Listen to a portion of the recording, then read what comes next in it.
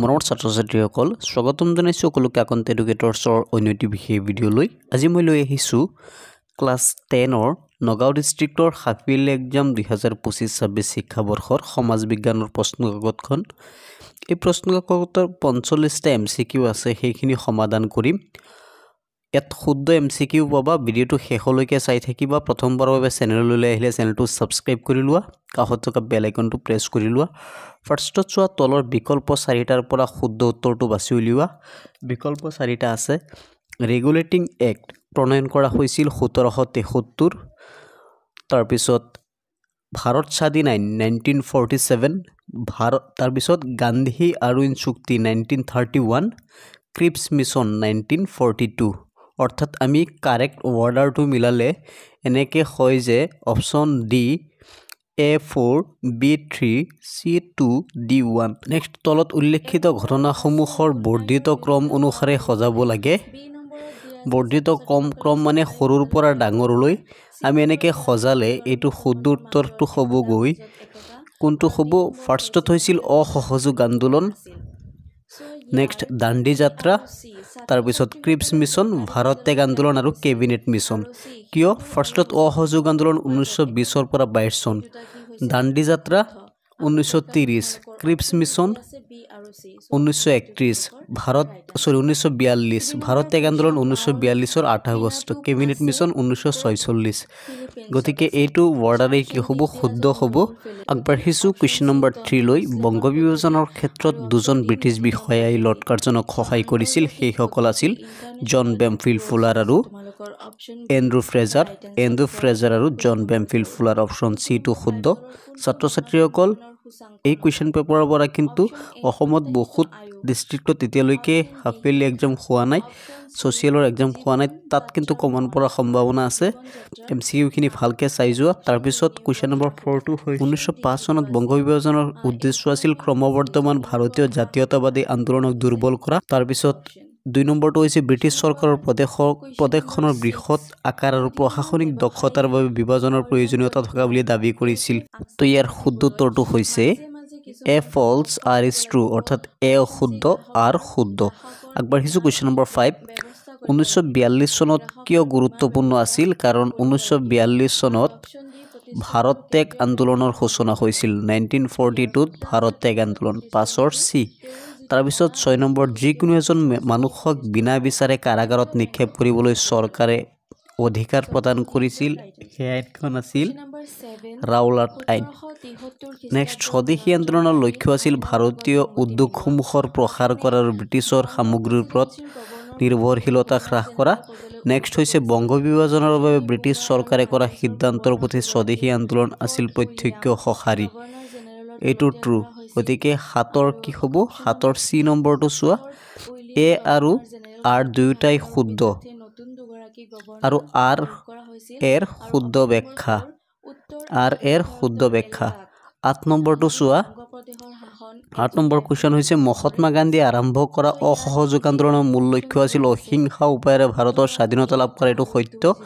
অসহযোগ আন্দোলন ব্ৰিটিছৰ প্ৰতিষ্ঠান আৰু সামগ্ৰীৰ ব্যাপক বৰ্জনৰ লগত জড়িত আছিল আৰু উপনিৱেশিক শাসনৰ বিৰুদ্ধে ঐক্যবদ্ধ শক্তি প্ৰদৰ্শন কৰিছিল। গতিকে 8ৰ শুদ্ধ উত্তৰটো হৈছে অপশ্যন চি। এ আৰু আৰ দুয়োটাই শুদ্ধ আৰু আৰ এৰ শুদ্ধ ব্যাখ্যা। 9 নম্বৰটো হৈছে 1942 চনৰ 8 আগষ্টত ভাৰতীয় ইতিহাসত উল্লেখ কৰা কোনটো উক্তি শুদ্ধ? 1942 চনৰ 8 আগষ্ট তাৰিখে কি কৰিছিল? সৰ্বভাৰতীয় জাতীয় কংগ্ৰেছে ভাৰত ত্যাগ আন্দোলনৰ প্ৰস্তাৱ গ্ৰহণ কৰিছিল। অপশ্যন এটো শুদ্ধ। সৰ্বভাৰতীয় জাতীয় কংগ্ৰেছে ভাৰত ত্যাগ আন্দোলনৰ প্ৰস্তাৱ গ্ৰহণ কৰিছিল। এইটো হ'ব 9 নম্বৰৰ উত্তৰ। 10 নম্বৰটো চোৱা। অসমীয়া অভিজাত শ্ৰেণী 1857 চনত বিদ্ৰোহত কিয় যোগ দিছিল? অসমীয়া অভিজাত শ্ৰেণীয়ে ফুকন, বৰফুকন, ৰাজখোৱা আদি পদবী হেৰুৱাইছিল। ব্ৰিটিছ চৰকাৰৰ পৰা বেংগলী মাৰোৱাৰী লোকসকল অসমত কৰ সংগ্ৰহ কৰিবলৈ মৌজাদাৰ হিচাপে নিযুক্তি দিয়া হৈছিল। অসমৰ অভিজাত শ্ৰেণীৰ বিলাসী জীৱন হেৰুৱাইছিল কাৰণে 1843 চনত অসমত দাসত্ব প্ৰথা বন্ধ কৰিছিল। ওপৰৰ আটাইকেইটা শুদ্ধ। 1857 চনত ভাৰতৰ অন্য অংশত বিদ্ৰোহৰ ব্যাপক অংশগ্ৰহণ কৰা হিংসা দেখা পোৱাৰ বিপৰীতে অসমত বিদ্ৰোহ তুলনামূলকভাৱে দমন হৈছিল আৰু এ ট্ৰু, এ শুদ্ধ, আৰ অশুদ্ধ। আগবাঢ়িছোঁ কুৱেশ্যন নম্বৰ 12। কুৱেশ্যন নম্বৰ 12ত আছে সত্যাগ্ৰহ এই বিশ্বাসত শিপাই আছিল যে নৈতিক শক্তি শাৰীৰিক শক্তিতকৈ শক্তিশালী। তাৰপিছত মহাত্মা গান্ধীয়ে বিশ্বাস কৰিছিল যে হিংসাৰ আশ্ৰয় লোৱাটো ব্ৰিটিছৰ স্বাধীনতাৰ প্ৰক্ৰিয়া ক্ষিপ্ৰতাৰে প্ৰদান কৰিব পাৰিব। গতিকে এ শুদ্ধ, বি অশুদ্ধ। এ শুদ্ধ, বি অশুদ্ধ। অপশ্যন এটো কাৰেক্ট। ভাৰতবৰ্ষত মহাত্মা গান্ধীয়ে আৰম্ভ কৰা প্ৰথম সত্যাগ্ৰহ আন্দোলনটো আছিল 13 নম্বৰৰ শুদ্ধ উত্তৰটো হৈছে 13 নম্বৰৰ শুদ্ধ উত্তৰটো হৈছে বি। বি নম্বৰটো চোৱা, চম্পাৰণ সত্যাগ্ৰহ। চম্পাৰণ সত্যাগ্ৰহ। তাৰপিছত উত্তৰ কাছাৰত জনজাতীয় বিদ্ৰোহৰ নেতৃত্ব দিয়া ব্যক্তিজন আছিল সম্বোধন ফাংলুংচা। Option C. আসাম ৰায়ত মানে কি? আসাম ৰায়ত মানে হৈছে কি নম্বৰ আছিল? 15 নম্বৰ। 15 নম্বৰৰ ডি। ঊনবিংশ শতিকাৰ শেষ দশকৰ ফালে অসমৰ কৃষক বিদ্ৰোহক আসাম ৰায়ত বুলি কোৱা হয়।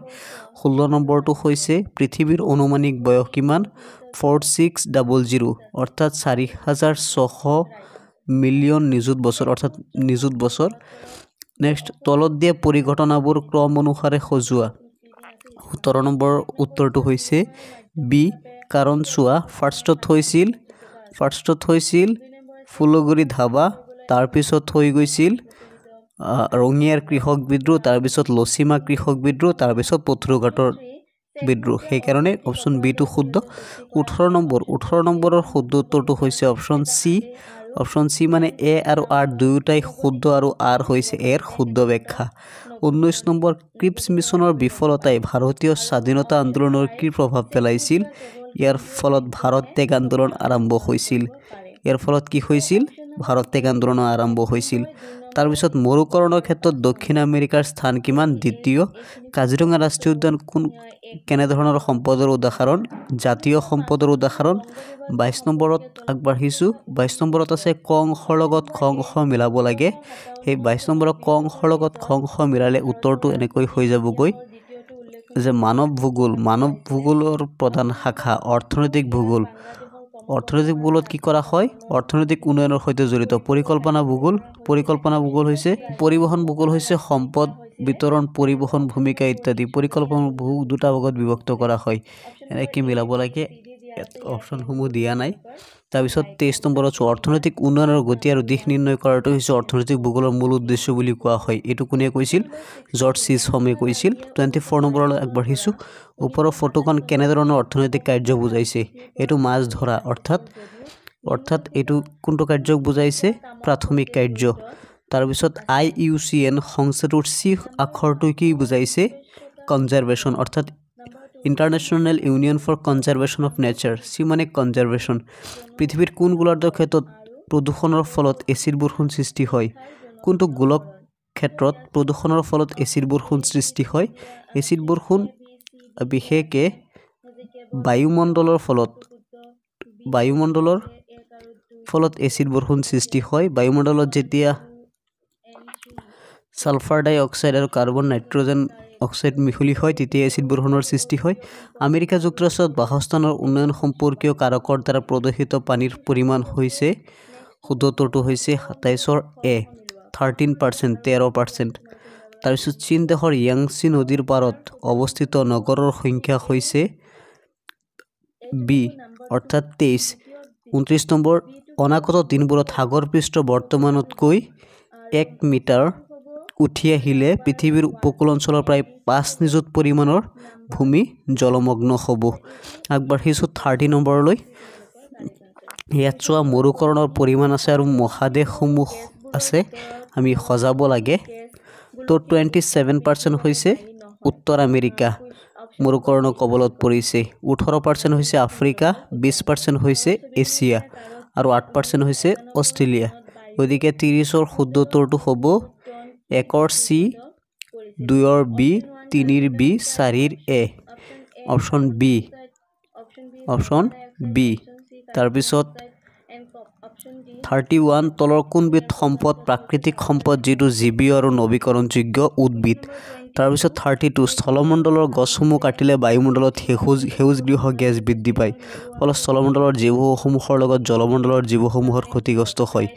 এইটো শুদ্ধ পৃথিৱীৰ পৰিৱেশৰ চাৰিওটা মণ্ডল ইটো এণ্টোৰ ওপৰত নিৰ্ভৰশীল এইটো শুদ্ধ গতিকে এ আৰু আৰ দুয়োটাই শুদ্ধ অপশ্যন এ টু কাৰেক্ট 33 আমাৰ পৃথিৱীৰ গৰ্ভত পানীৰ পৰিমাণ সীমিত তলৰ কোনটো উপায়েৰে সংৰক্ষণ কৰিলে উপযুক্ত বুলি বিবেচনা কৰিব পাৰি পানীৰ পৰিমাণ যেহেতু সীমিত গতিকে আমি বৃষ্টি জল সংগ্ৰহ কৰিব পাৰি অপশ্যন সি টু শুদ্ধ 34 সিমেন্ট উদ্যোগ এটাৰ লগত তলৰ কোনটো যুক্তি খাপ খায় ই বায়ু প্ৰদূষণ কৰে অপশ্যন ডি টু শুদ্ধ পৃথিৱীত লিন তাপ যোগে বায়ুমণ্ডললৈ ঘূৰাই পঠোৱা তাপৰ পৰিমাণ হৈছে ইয়াৰ শুদ্ধ উত্তৰটো হৈছে চাই লোৱা তাৰপিছত মুদ্ৰাৰ ক্ৰমবিকাশৰ স্তৰসমূহ হৈছে শুদ্ধ স্তৰটো হৈছে বিনিময় প্ৰথা জন্তুমান অমুদ্ৰিত ধাতুমান ধাতু মুদ্ৰা আৰু কাগজী মুদ্ৰা 37 নম্বৰলৈ আগবঢ়াইছোঁ মুদ্ৰা তৎক্ষণাত আৰু প্ৰত্যক্ষ হস্তান্তৰযোগ্যৰ অৰ্থ হৈছে কোনটো তাৰল্যতা এক তাৰল্যতা বুলি কোৱা হয় ধৰা হ'ল এজন ব্যক্তিয়ে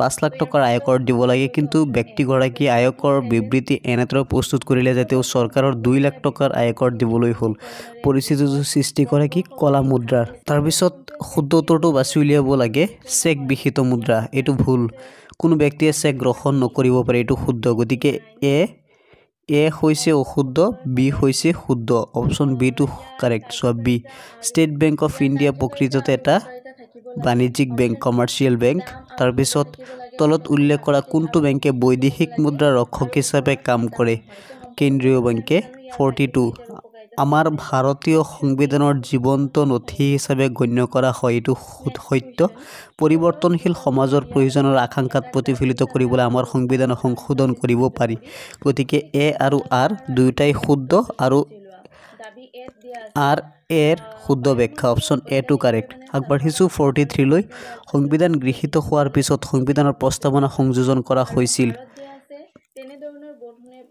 ভুল এইটো অশুদ্ধ তাৰপিছত 1976 চনৰ 42 সংখ্যক সংবিধান সংশোধনী আইনখনৰ জৰিয়তে প্ৰস্তাৱনাত অন্তৰ্ভুক্ত কৰা হৈছিল এইটো শুদ্ধ গতিকে এ অশুদ্ধ বি শুদ্ধ এ অশুদ্ধ আৰ শুদ্ধ অপশ্যন ডি টু কাৰেক্ট চৰকাৰী আয়োগ গঠন কৰাৰ মূল কাৰণ হৈছে অপশ্যন বি কেন্দ্ৰ আৰু ৰাজ্যৰ মাজত থকা সংঘাত নিৰাময়ৰ বাবে চৰকাৰী আয়োগ গঠন কৰা হৈছিল তলৰ কোনজন ব্যক্তি খচৰা সমিতিৰ সদস্য নাছিল খচৰা সমিতিৰ সদস্য নাছিল কোন এন ৰাও খচৰা কমিটিৰ সদস্য নাছিল তাৰপিছত ইয়াত কেইটামান 2 নম্বৰীয়া 3 নম্বৰীয়া 4 নম্বৰীয়া কুৱেশ্যনবিলাক আছে তোমালোকে এবাৰ চাই লোৱা